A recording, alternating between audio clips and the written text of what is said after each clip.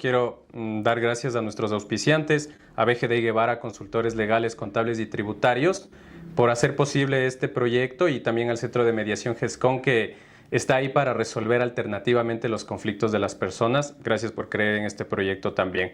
La Contraloría puede quitarte los bienes si te pone una glosa. Eso es una realidad. Si trabajas en el sector público y algo sale mal, eres penalmente responsable de forma automática. No, eso es un mito. Una vez que la Contraloría emite un informe, ya no hay nada que hacer. Ese es un mito. ¿El silencio administrativo siempre te favorece como ciudadano? Si opera así, esa es una realidad. ¿Solo los abogados especializados pueden enfrentar a la Contraloría? No, eso es un mito. ¿Y de dónde viene ese mito? Para un poco profundizar este último punto. Ese mito viene en que, en principio, primero que la ley de la Contraloría no exige, o bueno, creo que la ley por ahí sí dice, ¿no? Pero, bueno, no aseguro esto, pero de la práctica es que no te exigen la firma de un abogado para presentar, digamos, recursos ante la Contraloría. ¿Ya? Que está bien, es el acceso al ciudadano. Entonces, no solo los abogados especializados pueden actuar frente a la Contraloría. Pero lo que sí es recomendable es que los servidores públicos cuenten con herramientas, ¿sí? Mira, hoy se está poniendo muy de moda el uso de la inteligencia artificial. Y no digo que esté mal, yo lo uso. Pero tú debes saber más que la IA para poderle guiar, pues. Claro. Y has visto que la IA a veces, una vez me pasaron un meme que es medio chistoso, que le dice, un man a la IA le dice, ChatGPT, ¿puedo comerme esta hierba, no es venenosa? Y le dice, sí, cómetelo más. Y después ya está la tumba del señor. Y dice, ay, lo siento, me equivoqué, ni sé qué. O sea, la IA se equivoca.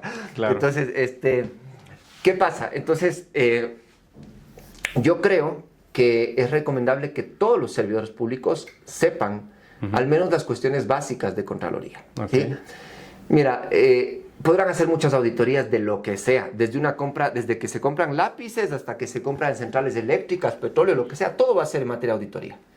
Pero cuando vos sabes lo básico, por ejemplo, cuáles son los elementos para configurar el perjuicio económico, cuál es la teoría que rige, la teoría de causa eficiente e idónea en teoría de causalidad, cuando vos conoces que una omisión no es simplemente no hacer algo, sino no hacer algo que tenías la obligación de hacer.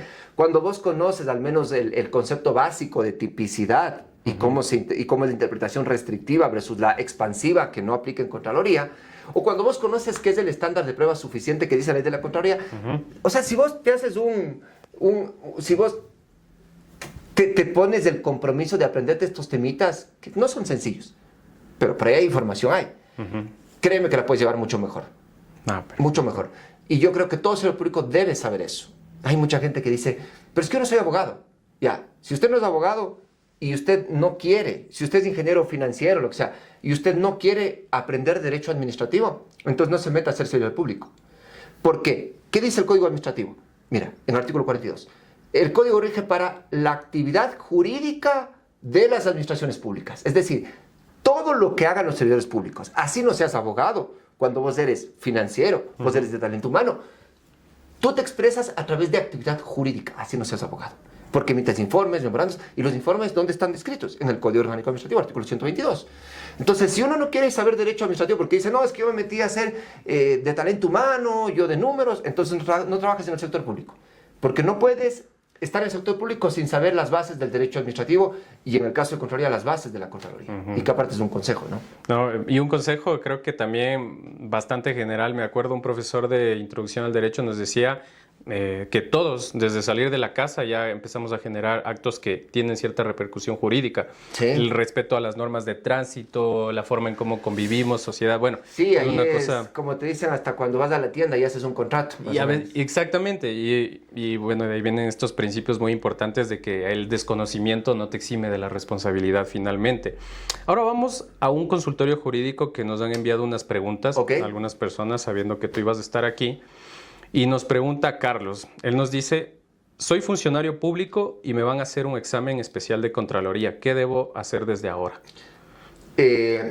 Bueno, un consejo, actuar cuando ya te van a hacer un examen puede ser muy tarde. Lo que yo le aconsejo a todo servidor público es que, a ver, yo no te digo que guardes todo, ¿ya? No tienes por qué guardar todo porque puede ser difícil. Si es digital, si tienes archivos digitales, pues qué bueno, uno tiene derecho a tener la información que uno generó y listo, obviamente siempre teniendo cuidado de los acuerdos de confidencialidad, que hay que respetarlos y todo eso. Pero, por ejemplo, digamos, si tú vas a participar en un proceso que implique erogación de recursos económicos, por ejemplo, si vos eres parte de una comisión técnica, si vos eres autorizador de un gasto, entonces ahí sí subes el estándar y te guardas los documentos, ¿no es cierto? Te guardas para tu archivo, ¿no es cierto? Eso sería importante. Entonces, cuando tú ya estás preparado, digamos, y tú ya medio sabes, yo sí diría que es importante siempre irse haciendo una mini auditoría, cada uno. Uno sabe que las decisiones que toma pueden tener repercusiones o no. Ahora, ¿cuál es el problema? El problema es que como lamentablemente en algunas ocasiones la Contraloría también ha observado lo que es y lo que no es, eso también paraliza al servidor público. Y eso es algo que realmente yo creo que sí la Contraloría debe tener en cuenta, de que su falta de previsibilidad hace que el servicio público también se paralice. Es decir, hay muchos servidores públicos que no toman decisiones por miedo a la Contraloría. Y eso es algo que entonces debemos ir también un poco regularizando. ¿Cómo hacemos esto? Yo sí digo, es importante nutrirse de los informes, de las sentencias que va dictando el contencioso, porque ya te va marcando una línea de qué es lo que no puede hacer la Contraloría, ¿ya? Entonces, si ya el compañero está ahí, en eso que va a hacer el examen, yo diría tratar de reunir con anticipación la documentación que puede implicar de la operación que le van a auditar. Hay un examen especial que es una auditoría dirigida, por ejemplo, a un contrato en específico, o hay una auditoría general que examina un periodo, digamos, amplio, ¿ya? En el examen especial se va más hacia la profundidad, en la auditoría, digamos, más general se va un poco hacia los aspectos superficiales. Entonces ya dependerá de qué le están haciendo, que conozca el alcance de la auditoría, es decir, ¿qué me van a examinar? Me van a examinar fase de liquidación, fase precontractual, me van a examinar parte financiera, talento humano, ¿qué me va a examinar? Que conozca ese alcance para que vea que le puede ir preguntando y pueda ir preparando la información. Si está en sus posibilidades, obviamente sí sería recomendable que cuente con el patrocinio de alguien capacitado en el tema, puede ser un auditor, un abogado, ¿no es cierto? ¿Por qué? Porque evidentemente a medida que el problema crece se va haciendo más grande. Un abogado no te va a cobrar lo mismo cuando no hay un problema todavía y le dices, oye, acompáñame en esta auditoría, chévere, te acompaño, te cobro este honorario, a que si vos ya tienes una glosa y le toca irse al contencioso administrativo a pasar años y años ahí. Entonces, pensaría que eso sería lo que uno puede hacer, ¿no? Y hoy en día, ¿sabes qué es algo que sí te aconsejo? Pero yo creo que en el uso de la IA, de hecho, por ejemplo, yo transité recién una auditoría. De hecho, ya voy a cerrar esta auditoría que me hicieron a mí. Espero bien, ojalá que bien. Hasta los provisionales que me notificaron, todo estaba tranquilo. Pero, por ejemplo, ¿qué es un ejercicio que yo hacía? Mi respuesta la hacía yo, sí, la hacía yo, y yo después le metía a la IA. Y le decía a la IA, a ver, dime qué puntos débiles tiene mi respuesta. Entonces me decía, verás, aquí te estás contradiciendo con esto, o acá no estás haciendo esto, ¿ya? Entonces no le hago que la IA me esté generando cosas para que se vea bonito, no.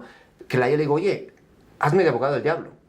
¿Qué puede salir mal acá? Entonces ya medio decía, ok, esto me falta, esto sí, y iba un poco más pulida. Así que si quieres encontrarle un buen uso a la IA, ese puede ser. Eso es una buena herramienta usarlo así. Un estudiante de Derecho nos dice, ¿cuál es la diferencia entre una responsabilidad civil culposa y una penal en el ámbito de la Contraloría? A ver, bueno, tenemos tres tipos de responsabilidades, administrativa, civil y penal.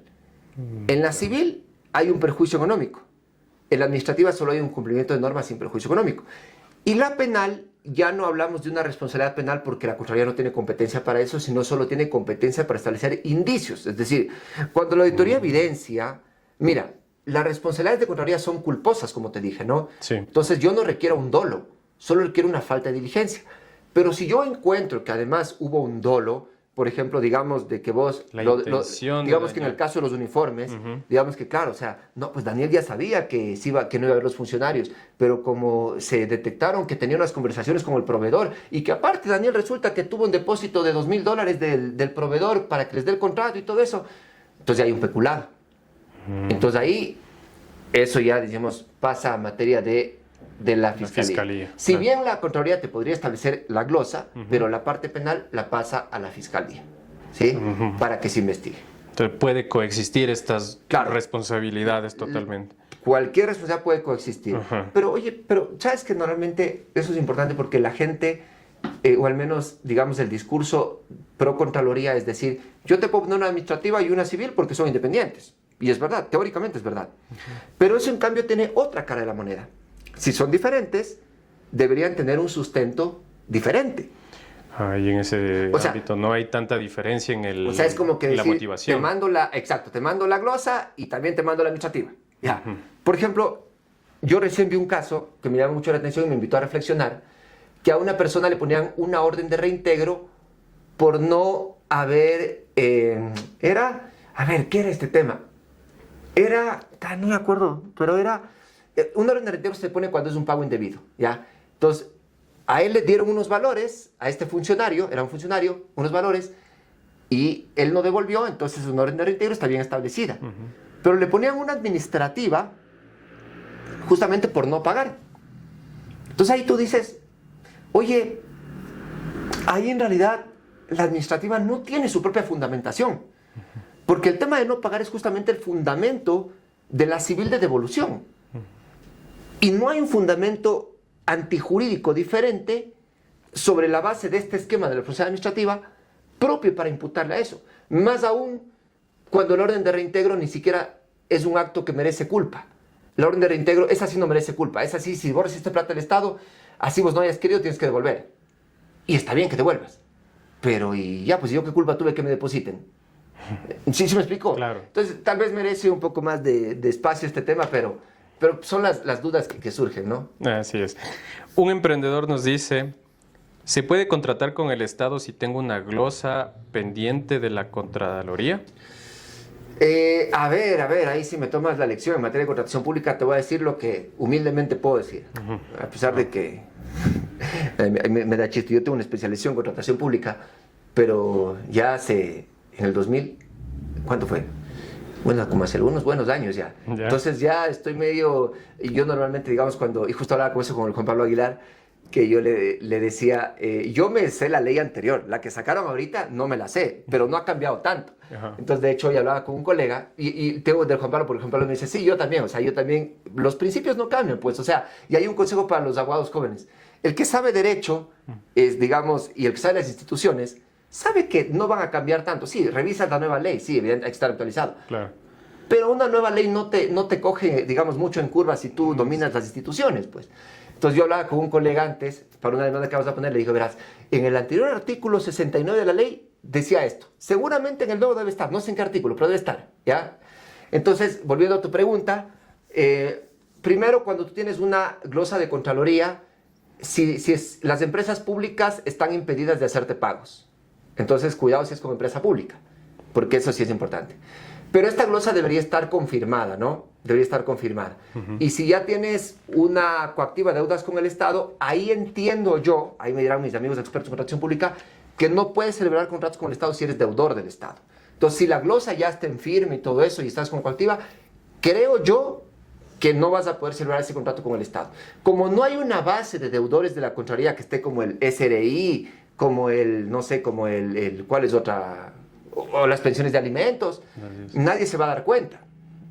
Entonces, tal vez, mira, ahí sí sería algo importante, que tal vez la Contraloría debería hacer una base de deudores para los contratos con el Estado. Podría ser. Pero bueno. Bueno, son dudas que tienen las personas y hay que... Y que yo también tengo. Bueno, ha sido un gusto tomarnos este café, sinceramente, Andrés. Creo que una de las conclusiones muy importantes que hay que denotar es de que la Contraloría no es el fin del mundo, pero tampoco hay que tomarlo a la ligera. Es importante también que tengamos en cuenta todo lo que se ha conversado y, sin embargo, la especialidad, creo que tú lo has demostrado, es algo muy importante que tenemos que tomar en cuenta.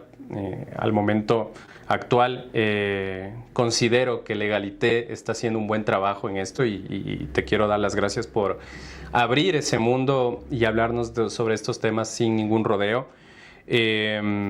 Obviamente los datos de Legalité y tuyos van a estar en la descripción de este programa, pero tengo entendido que vas a abrir un curso, un taller, y me gustaría que vayamos finalizando y nos hables al respecto de esto. Bueno, primero gracias por el espacio. En realidad es interesante a los 2 años poder conversar y el tiempo siempre nos queda corto. Sí. Siempre estos... O la batería de la cámara. O la batería de la cámara, sí, pero tenemos mucho que hablar. Bueno, un poco cerrando la idea que tú dices, sí, en efecto, yo creo que a la Contraloría hay que verla como un ayudador, digamos, del Estado democrático.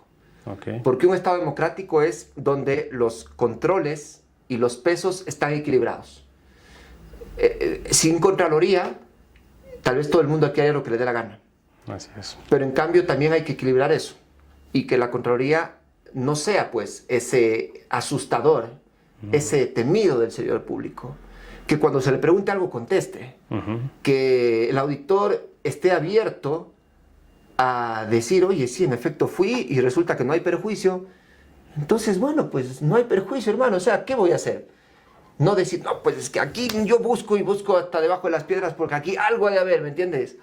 Entonces, creo que si todos ejercemos el rol que constitucionalmente tenemos previsto, el Estado va mejor. Ahora bien, y yo quería ofrecerte, sí, te ofrezco ciertamente una beca para nuestro curso. Vamos a hacer un curso realmente muy práctico, muy efectivo, que no te voy a enseñar todito lo que te dije que tienes que aprender, pero sí al menos lo esencial, porque a ver, abordar sobre la superficie no tiene sentido. Ya estuve dentro de la Contraloría, ya estuve mucho tiempo afuera. A ver, aquí aclaro, ¿no? Mucha gente piensa que yo puedo hablar de los temas de Contraloría porque estuve en Contraloría y no es así. Yo, de hecho, mi práctica esencialmente la he centrado en temas de Contraloría. Yo antes de entrar en la Contraloría tenía demandas, ya tenía cursos, ya contestaba predeterminación, o sea, era mi actuar, ¿sí? Sí, no te niego que estar en Contraloría me ayudó mucho, me llenó mucho el bagaje de conocimiento que tengo. Entonces, en este curso que se llama El Perjuicio Económico en la Contraloría General del Estado, vamos a hablar específicamente de cómo un servidor público puede aprender a identificar cuándo realmente hay un perjuicio económico con los 4 elementos que es el atributo de certeza, determinación, ¿sí? Que tiene que estar determinado, tiene que ser empobrecedor, tiene que estar consolidado y tiene que ser personal el perjuicio. Te puedo estar hablando en chino ahorita, pero prácticamente si no se cumplen estas 4 patitas, el perjuicio se cae. ¿Y por qué es importante que el público lo conozca? Sí. Porque cuando vas a tomar una decisión, dices, a ver, en este caso, esta decisión podría encuadrar en uno de estos y después eventualmente la Contraloría podría venir, ¿sí o no? Ya. Si pasas del checklist, dale, actúa. Pero si hay un riesgo, mejor detente, mejor mira otro camino. Entonces, por eso hay gente que nos ha dicho, oye, pero no importa lo que enseñes, porque la Contraloría nunca escucha, igual ratifica todo, dicen por ahí. Entonces yo digo, a ver, es que hay 2 momentos. Uno, el que antes de que venga la auditoría hizo las cosas bien y aunque le quieran encontrar algo, le encontrarán mal y no le encontrarán un buen sustento y que se podrá defender. Y hay otro que se enterará de estas cosas cuando ya sea demasiado tarde. La clase 1 es el 27 de agosto, creo, donde vamos a aprender a diferenciar entre responsabilidad civil y responsabilidad administrativa. Entonces, la idea es darles este kit de herramientas a los servidores públicos o abogados también, y les voy a contar casos, les voy a contar jurisprudencias, les voy a contar cómo yo hago cuando leo un documento. Esa es la primera parte, porque si yo te ofrezco acá hablarte de nexo causal y todo eso, no te voy a enseñar nada. Prefiero enseñarte un tema bien y que después cada uno decida si quiere seguir estudiando más. Así que eso sería, mi estimado Daniel. Gracias por el espacio. Andrés, no, te agradezco muchísimo por la invitación y bueno, toda la descripción del curso va a estar justamente en este capítulo. Una vez más, gracias por participar de este capítulo, eres siempre bienvenido. Y bueno, para los amigos justamente tomándonos este café, les invito a que conozcan más sobre Legalité, su proyecto y todo lo que viene justamente en conjunto con Tu Café Legal. Si es que les fue muy útil este capítulo, por favor comenten este capítulo con la palabra Contraloría. Igualmente compartan este capítulo tal vez con el funcionario público o las personas del abogado que ustedes conozcan y necesiten esta información. Y no se olviden suscribirse porque van a venir capítulos muy, muy interesantes. Y bueno, nada, en Tu Café Legal lo que tratamos de hacer es el derecho mucho más accesible para todas las personas. Así que muchísimas gracias. hasta la próxima, el próximo café. Muchas gracias, Daniel, muchas gracias a toda la audiencia y qué gusto poder haber estado aquí nuevamente conversando contigo. Gracias.